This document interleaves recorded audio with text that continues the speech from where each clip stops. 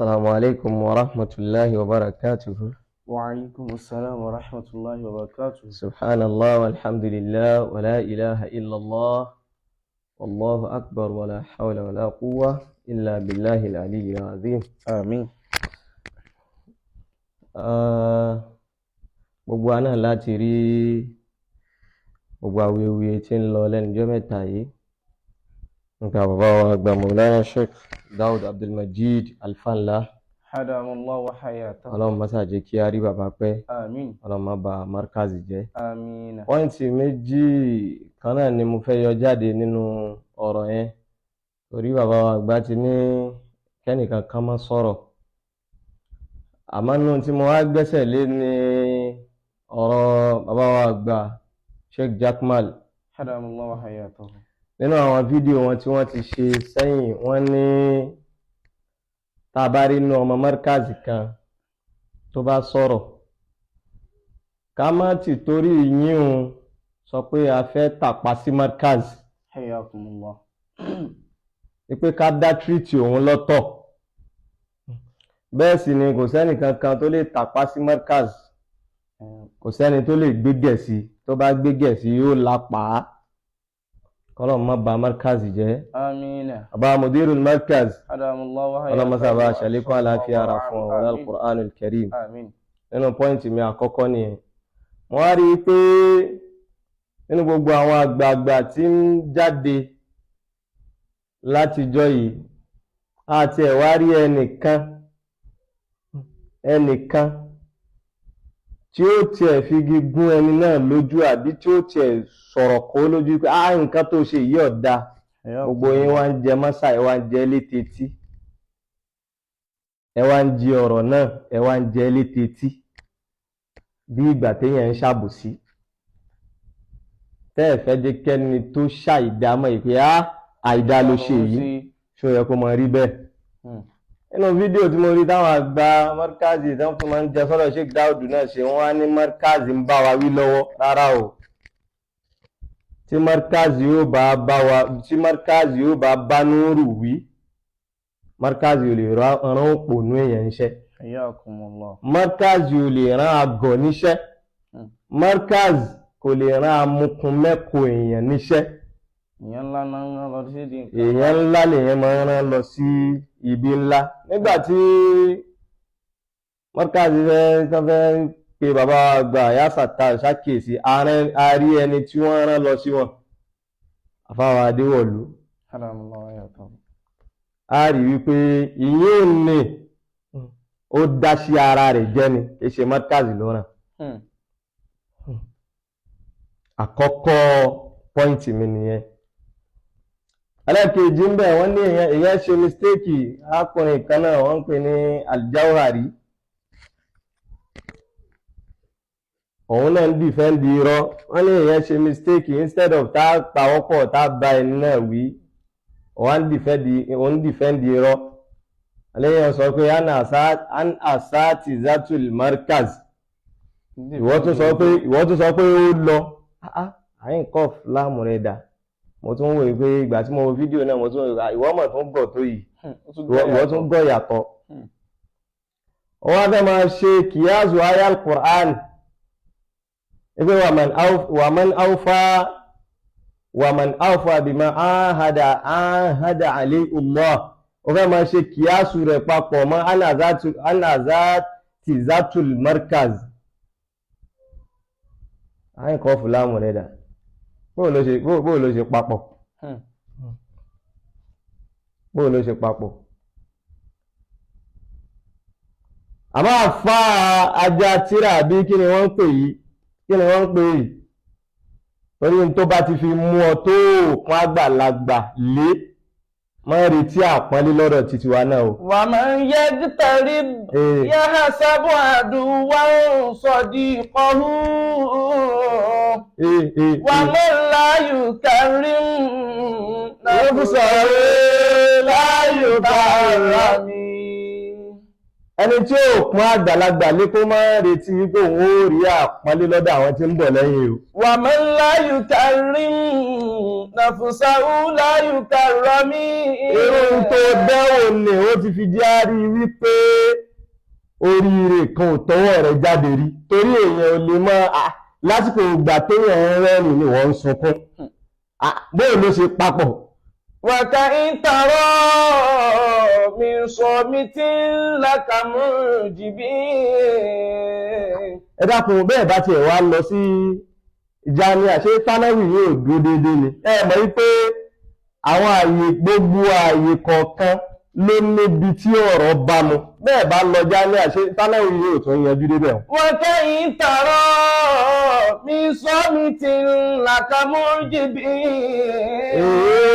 Ziyadatu aw nakisuhu fi takallumi. Ziyadatu aw nakisuhu fi takallumi. Ìbá dáa fún yín kẹ́ dákẹ́ jẹ́ ju àwọn ọ̀rọ̀ tẹ́ sọ yẹn lọ torí ọ̀rọ̀ tẹ́ tó sọ gan ó tún wá ń kó àbùkù bá Markazi ẹ wá ń jẹ́ kí àwọn ọ̀tá Markazi kan máa ní wọ́n tàyé ní ìwà lògbòlògbò ó kù kí wọ́n tẹ̀ fọ́ lókù.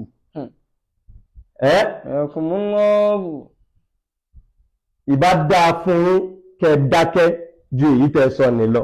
Wa mal mar'u illa kashihabi wa daw'uhu.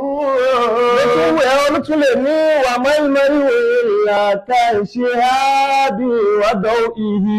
Wa mal mar'u illa kashihabi wa daw'ihi.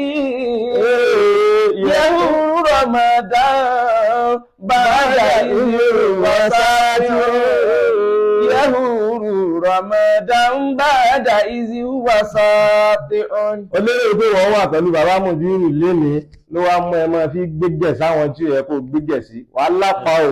Yakumullahu. Ó ń gbégbẹ̀ sáwọn tí ó yẹ kó gbégbẹ̀ sí ó lápá tààrà. Àwọn kan ti wà pẹ̀lú bàbá Mùdírù lánàá àwọn dàmọ́ lénìí bàbá àgbà ọmọlájà níbo ni wọ́n wà. Ẹ jẹ́ á ṣe pẹ̀lẹ́pẹ̀lẹ́ o. Ẹ jẹ́ á ṣe pẹ̀lẹ́pẹ̀lẹ́ o. Bàbá wa àfáàgbà Sheikh Daud Abdulmajid àfáànlá wọ́n kí wọ́n kìí ṣẹlẹ̀ àrífí kí ni ẹ fẹ́ jẹ́ kí bàbá yìí gan ṣe ládùrú gbogbo àpọ́nlé ládùrú gbogbo ìwọ̀ tí wọ́n fún Markazi kí ni tẹ́ tó fẹ́ gbà kí ni tẹ́ tó fẹ́ gbà lẹ́yìn tí wọ́n ti ń ṣe yẹn. Ma zambu man wajada al-mudira aba'u. Ma zambu man wajada al-mudira aba'u. Al-Sheikh Daud sahibal irfani.